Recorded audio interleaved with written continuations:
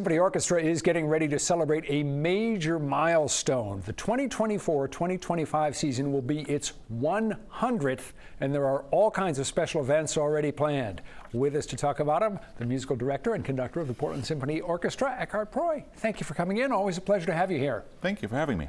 You must be really excited because obviously 100 is just a grand number. Yeah. I mean, it's a phenomenal number, and especially if you think about how many conductors and different ensembles it actually took to come to where we are now. I mean, there's have been 1,000 musicians probably. There's 5 or 6 or 7 or more music directors. How many people have had the job before you? Where are you in the line? I do not know that.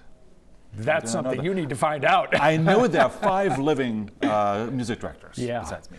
So when you started thinking about what you wanted to do to celebrate this season, what was sort of the general idea? The general idea was really, first of all, of course, celebrate the orchestra. So you need to have pieces that are really the big pieces of the repertoire, like Beethoven's Ninth Symphony, for instance, or Also Sparta Trustra, which everybody knows, pom, pom, pom, yadam. Everybody knows that. Anyway, very, very famous beginning. So big orchestral pieces, putting musicians out as soloists, because a lot of our musicians are soloists in their own right. So we have our our principal string quartet as soloists, and also our principal horn player, Lauren Winter. We should let people know that the celebration of the 100th season is a ways off. It really will begin come early fall.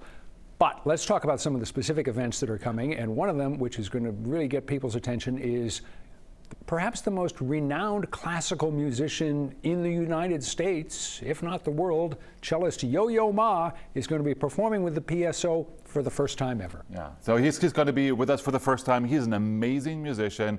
He's been around for a while, and he has made all these connections all over the world. I mean, he's really the foremost classical musician in the world. I think that's fair to say. And wherever he goes, he really connects to such a wider audience as well. And he's an incredible communicator, musician and communicator. So when he plays with an orchestra, it's really like chamber music. And he's such a fantastic human being, and he brings this humanity to music. And so it's going to be a very, very, very special event. You are reaching out to the great composers and playing their greatest work. Some of the compositions are what you'd expect for a big celebration.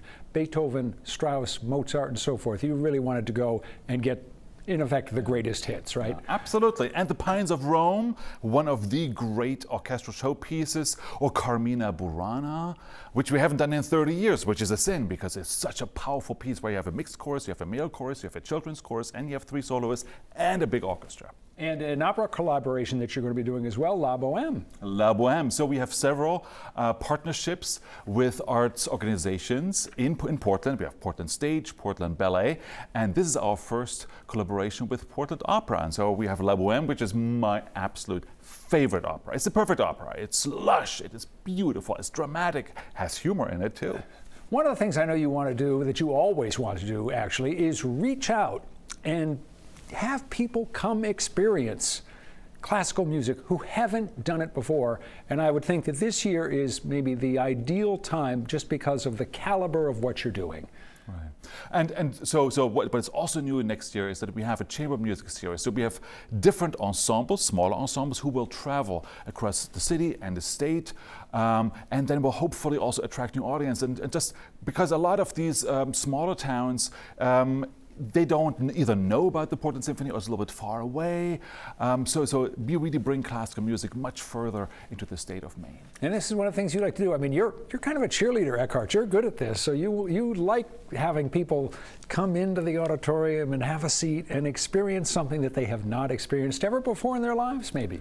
I think there's a huge difference between consuming music, as we usually do through the headphones or an iPad or so. When you sit in an audience, it's a totally different ballgame because you have 1,000 or sometimes 2,000 people. Like this weekend, we are sold out.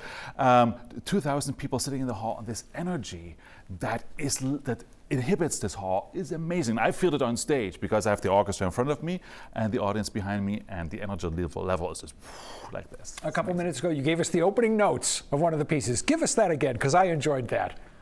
Pom, pom, pom, Yaba, boom, boom, boom, boom, boom, boom, boom, boom, boom. What is that? That is just a little bit of what the 2001. PSO is going to be presenting in 2024-25. Thanks so much for coming in. A pleasure to have you as always.